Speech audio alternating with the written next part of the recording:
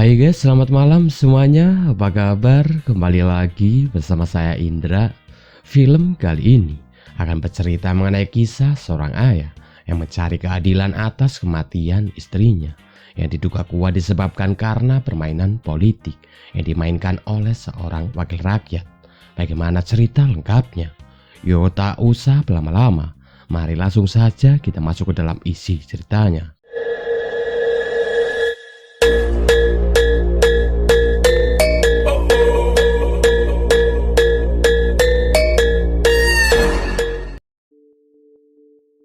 Kisah bermula ketika FBI serta pihak kepolisian melakukan sebuah pengejaran terhadap seorang buronan bernama Ray Cooper, di mana pada saat itu Ray nampak sudah terpojok. Seorang anggota FBI pun mulai melakukan pendekatan terhadap Ray dengan maksud agar Ray mau menyerahkan diri. Namun setelahnya Anda semua pasti akan dibuat terkejut karena Ray lebih memilih untuk terjun ke laut dibanding menyerahkan diri kepada polisi serta FBI.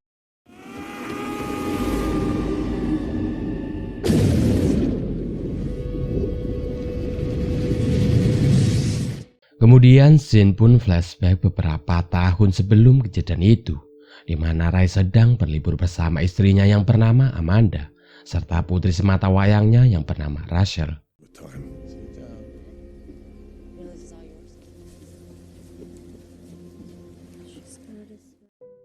Awalnya semua nampak normal, aman, serta baik-baik saja.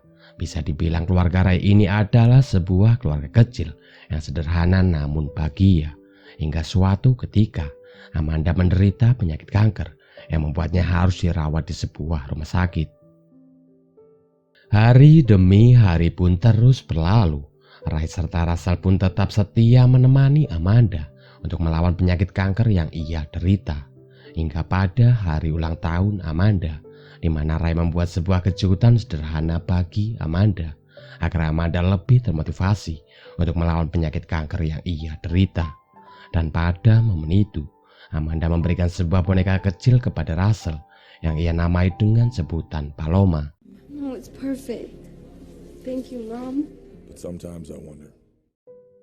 Beberapa hari setelahnya, Ray menemui seorang dokter bernama Wu, di mana dokter Wu memberikan sebuah kabar gembira bahwa ada sebuah pengobatan yang bernama Spero dengan presentasi kesembuhan yang cukup tinggi yang sedang dalam tahap akhir dan akan segera diedarkan ke pasaran. This is great news, Ray. Singkat cerita, seminggu pun berlalu setelah kabar baik dari dokter Wu. Namun sampai saat ini belum ada kabar yang jelas mengenai kapan obat Spero itu akan turun. Sehingga di sini Ray pun berinisiatif untuk bertanya kepada seorang suster yang malah menyuruhnya untuk menanyakan hal itu kepada dokter Wu. Dr. Wu, Hi, Ray. what's going on? Namun setelah bertemu dengan dokter Wu, Ray harus menerima sebuah kenyataan pahit, di mana dokter Wu menjelaskan jika perusahaan Bioprem, yaitu sebuah perusahaan yang menjalankan program pengobatan Spero itu, menariknya dari pasar, sehingga secercah harapan yang dimiliki oleh Ray pun sekarang sudah sirna. Apalagi mengingat kondisi Amanda yang sekarang tengah dalam masa stadium akhir. Kejadian itu tentunya bukanlah kerugian bagi keluarga Ray semata, melainkan hal itu tentunya kerugian bagi sebagian besar para penderita kanker yang menaruh harapan besar pada pengobatan Spero itu.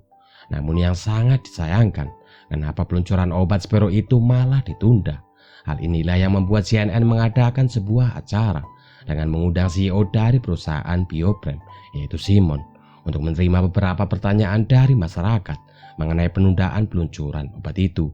With all due respect, Congresswoman, Bioprime is unlike any other pharmaceutical company. Ray Cooper yang melihat acara itu, ia pun dengan sangat antusias mengikuti acara itu dengan menjadi salah satu penelpon, di mana Ray mengatakan jika istrinya sekarang tengah sekarat di rumah sakit dan harusnya ia telah mendapatkan pengobatan, akan tetapi peluncuran obat itu malah ditunda tanpa ada alasan yang jelas. Ray yang tidak bisa mengontrol emosinya, ia pun mengancam Simon dengan mengatakan, jika istriku meninggal, itu adalah hukuman mati bagimu. If my wife dies, it's your death sentence. Secerca harapan bagi Ray dan Russell yang telah sirna membuat mereka hanya bisa pasrah sembari menemani Amanda yang semakin hari kondisinya semakin melemah. Di hari itu Russell menyanyikan sebuah lagu favorit dari ibunya. Namun belum sempat Russell menyelesaikan lagu itu, Amanda terlebih dahulu berhenti bernafas, di mana hal itu adalah sebuah isyarat bagi sebuah perpisahan untuk yang selama-lamanya.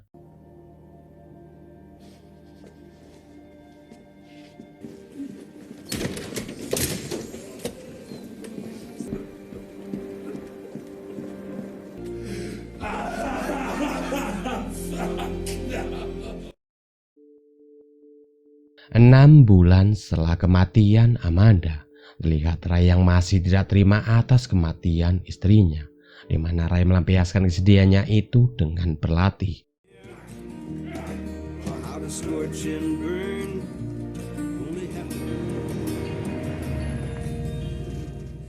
Sesampainya di rumah, Ray mendapat sebuah telepon dari seorang jurnalis bernama Martin Bennett yang mengaku jika ia bisa membantunya untuk mendapatkan keadilan atas kematian istrinya. Di sini Bennett mengajak Ray untuk bertemu di sebuah stasiun kereta. Russell yang merasa khawatir dengan ayahnya, ia pun mengikuti ayahnya secara diam-diam. Stand by. Stay on the line. Beberapa saat kemudian, Ray pun akhirnya bertemu dengan Bennett, di mana Bennett mengaku jika ia memiliki sebuah bukti yang mungkin bisa mengungkap siapa dalang di balik kasus penyuapan Simon yang membuat istrinya harus meninggal. Namun belum sempat Bennett memberitahu semuanya, tiba-tiba muncul seorang pria yang langsung membunuh Bennett.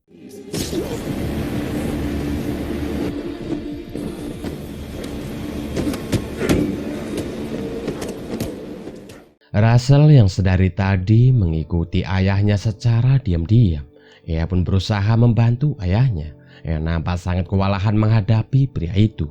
Namun nampaknya pria itu bukanlah pria sembarangan, di mana ia dengan mudahnya berhasil mengalahkan mereka berdua.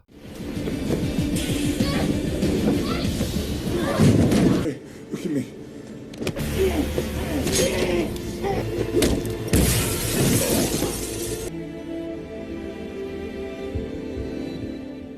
Dua tahun setelah kejadian itu, Russell terlihat sedang berlatih.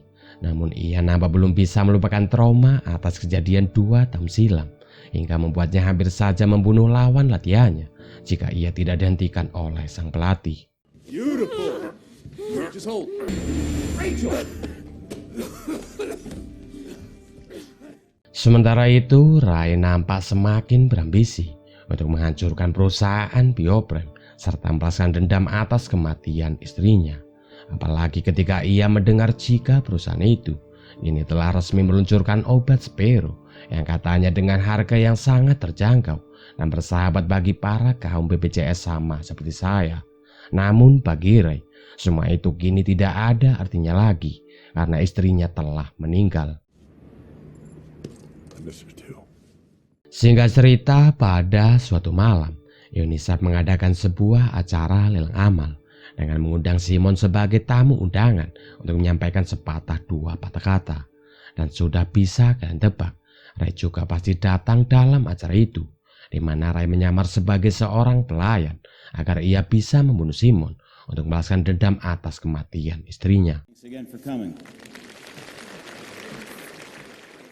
Setelah Simon selesai berpidato, ia terlihat akan pergi ke toilet dengan dikawal oleh 2 ajudannya. Namun tanpa mereka sadari, ternyata Ray telah mengikuti mereka dan langsung menyerang mereka dengan sangat brutal.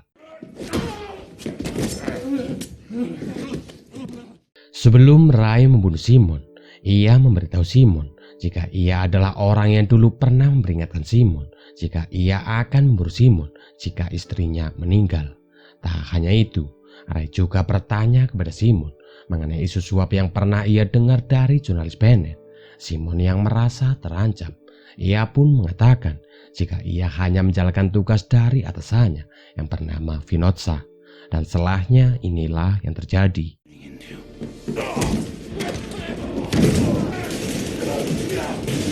Setelah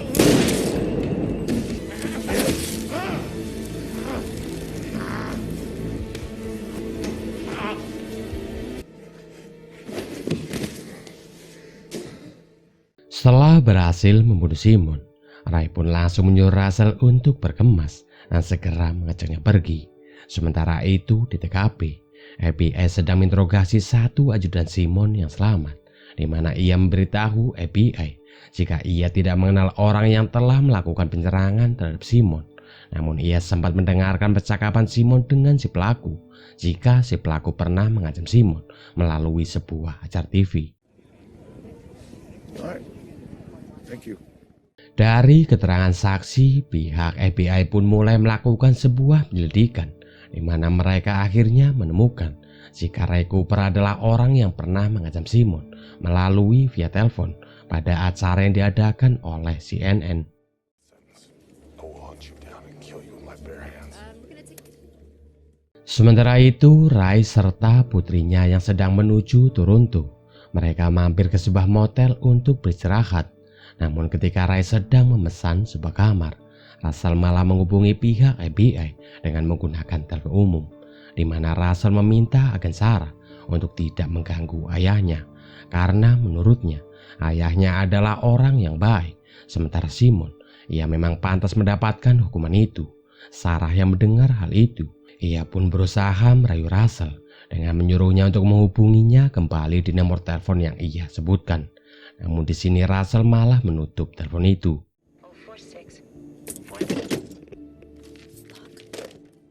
Sebelum beristirahat, Ray memasang sebuah gelang di pintu masuk utama sebagai alarm jika ada tamu yang tidak diundang.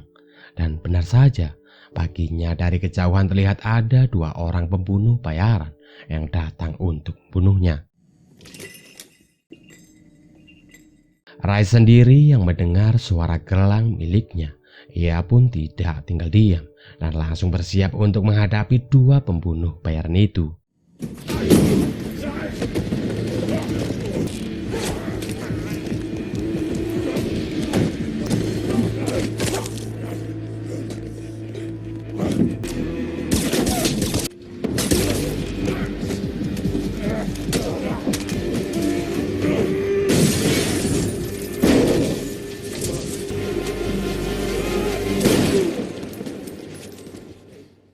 Setelah berhasil membunuh dua pembunuh bayaran itu, Ray pun mengambil pistol serta HP milik mereka. Kemudian ia memutuskan untuk pergi masuk ke dalam hutan sebagai bentuk untuk mengamankan diri.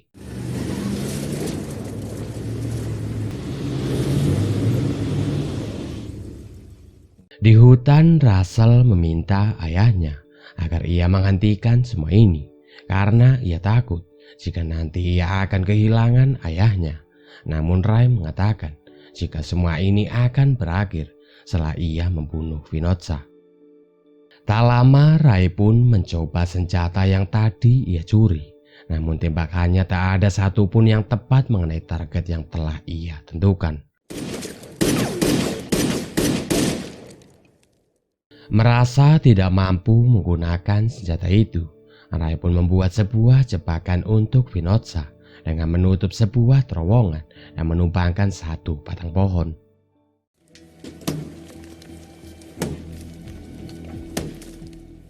Sementara itu di tempat lain, terlihat seorang pembunuh bayaran yang dulu pernah menusuk Ray di kereta, yang kita sebut saja namanya John. Belum diketahui apa dan siapa yang sedang ia cari. Namun di sini, ia membunuh sepemilik showroom dan mencuri salah satu mobil yang ada di sana. Singkat cerita, malam pun tiba. Terlihat Ray serta putrinya yang sedang melakukan pengintaian di depan rumah Vinotsa. Namun di waktu yang sama, John juga datang ke tempat itu. Dan sepertinya ia juga sedang melakukan sebuah pengintaian. Hingga ketika Vinotsa serta anak buahnya akan pergi, Ray terlebih dahulu pergi dari tempat itu dan membuka terowongan yang sebelumnya ia tutup.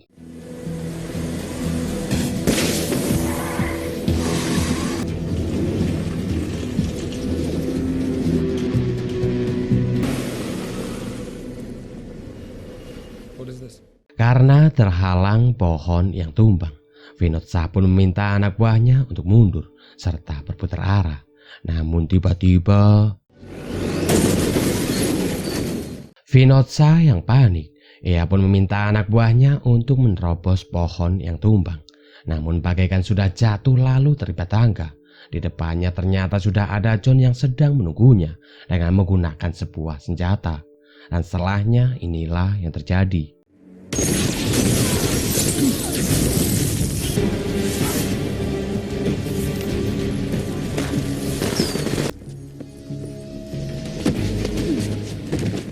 Ray Cooper yang berhasil menangkap Vinod. Ia pun bertanya mengapa ia membunuh jurnalis Bennett. Namun belum sempat Vinod menjawab, ia terlebih dahulu dibunuh oleh John. You don't have what it takes.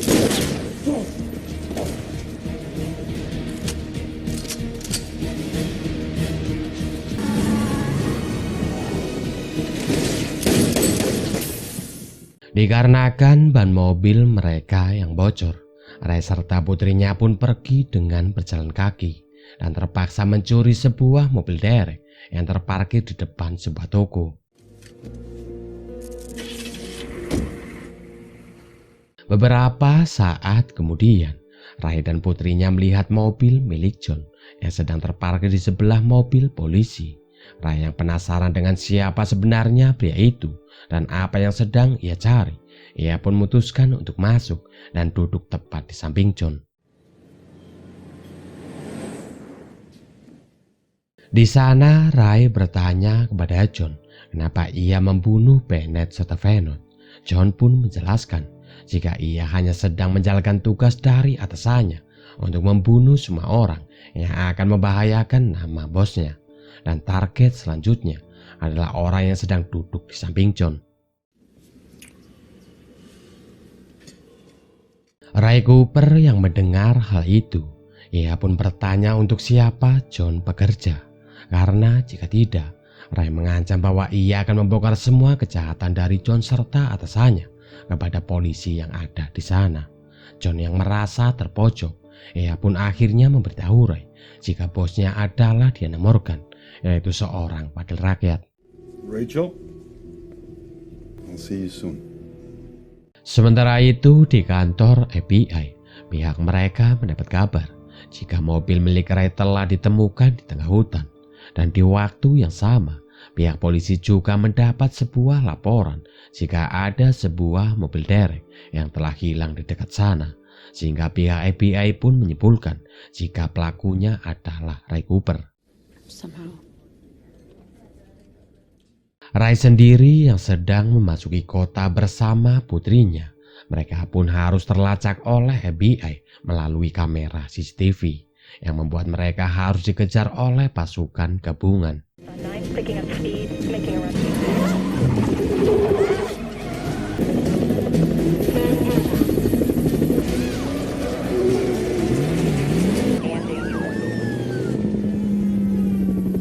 The game's letting out.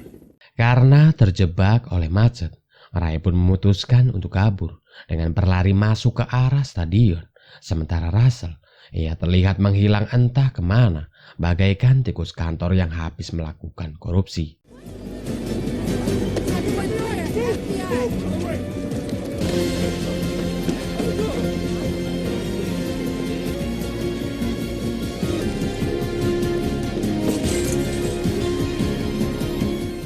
Hingga pada akhirnya, pelarian Ray pun terhenti di atap stadion, di mana di sini Sarah berusaha menyadarkan Ray dengan mengingatkannya kepada boneka Paloma pemberian Ibu Russell, karena ternyata Ray telah meninggal beberapa tahun yang lalu akibat tertusuk sewaktu di kereta, dan yang berdiri saat ini di atap stadion adalah Russell. Namun karena trauma serta kesedihan yang sangat mendalam, membuat Russell berhalusinasi dan bertindak sebagai ayahnya untuk melakukan sebuah balas dendam. Di sini Russell pun mulai sadar dengan apa yang terjadi dan apa saja yang selama ini telah ia lakukan.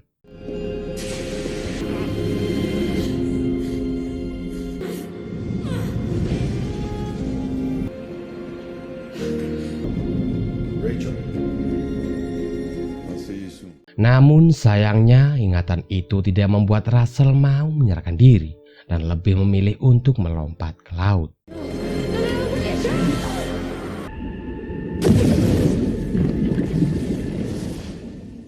Russell yang dalam keadaan pingsan, ia pun dibawa ke rumah sakit dengan menggunakan sebuah ambulan. Namun dalam perjalanan, tiba-tiba Russell tersadar dan langsung menyerang para petugas.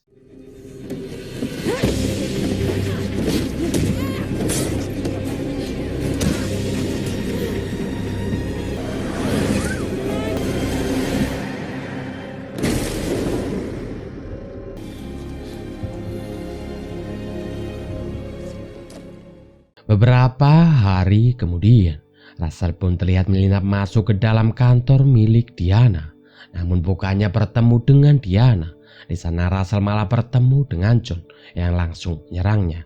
Di sini terjadi pertarungan yang sangat kita tunggu-tunggu antara Russell dengan John, yang akhirnya dimenangkan oleh jagoan kita semua, yaitu Russell si bocil barbar.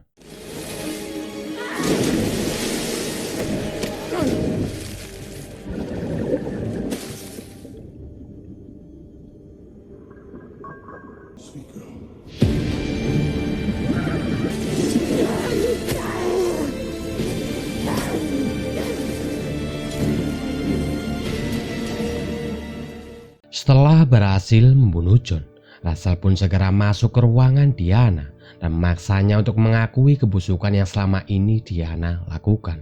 Di sini terungkap sebuah fakta, jika Diana adalah orang yang telah menyuap Bioprem agar menariknya dari pasar, dan kemudian ia berpura-pura sebagai pahlawan untuk menurunkan harga pengobatan itu, agar ia bisa mendapatkan perhatian dan dukungan dari masyarakat dalam pemilihan yang akan diadakan. Namun karena takut kebusukannya akan terbongkar, Diana pun menyuruh pembunuh bayaran yaitu John untuk membunuh semua orang yang dianggap akan membahayakan nama baiknya. You don't understand anything. You're so young. Setelah mendengar semua pengakuan dari Diana, Russell pun memutuskan untuk pergi dan membiarkan Diana tetap hidup.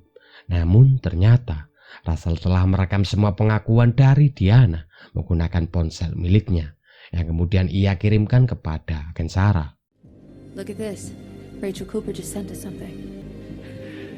The candidate with the most money. Beberapa hari kemudian, terlihat Russell yang sedang bersiap meninggalkan kota kelahirannya. Dan ketika berada di pesawat, Russell melihat sebuah berita yang mengabarkan mengenai penangkapan Diana Morgan atas tuduhan penyuapan serta pembunuhan. Dan film pun selesai.